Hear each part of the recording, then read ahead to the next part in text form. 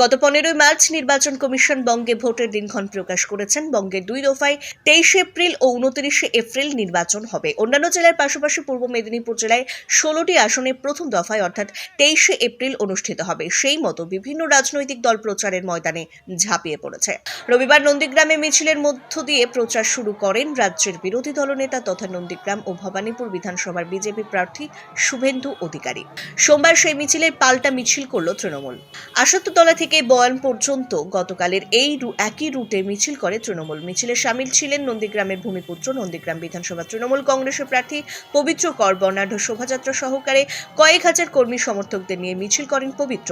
মিছিল শেষ এদিন সাংবাদিকদের মুখোমুখি হয়ে পবিত্র বলেন, ওনার কর্মসূচি উনি পালন করেছে, আমার কর্মসূচি আমি পালন করেছি।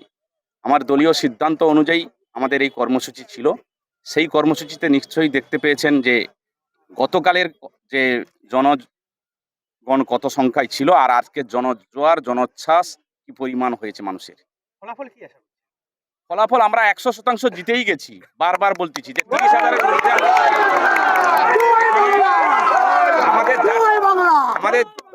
আমাদের যা টার্গেট ছিল তার 5 গুণ সাধারণ মানুষ উপস্থিত হয়ে গেছে। বিজেপি নেতারা সোশ্যাল মিডিয়াতে পোস্ট করছে, বিভিন্ন অঞ্চল থেকে আসছে বয়াল 1-2 নাম। দেখুন, বয়াল 1-2 কর্মসূচি উৎসুক হয়তো 2-4 জন কোথাও নেতৃত্বরা এসেছে, এছাড়া সব সাধারণ মানুষ বয়াল 1-2 মধ্যেই। বয়াল 1-2 একসময় বিজেপির শক্ত ঘাঁটি ছিল। এখন সেটা কি পরিবর্তিত হবে না নন্দীগ্রামের মধ্যে সবচেয়ে নরম ঘাঁটিতে পরিণত হবে। তৃণমূল কংগ্রেস কতটা লিড? অবশ্যই আমরা 4 থেকে 5,000 ভোট লিড।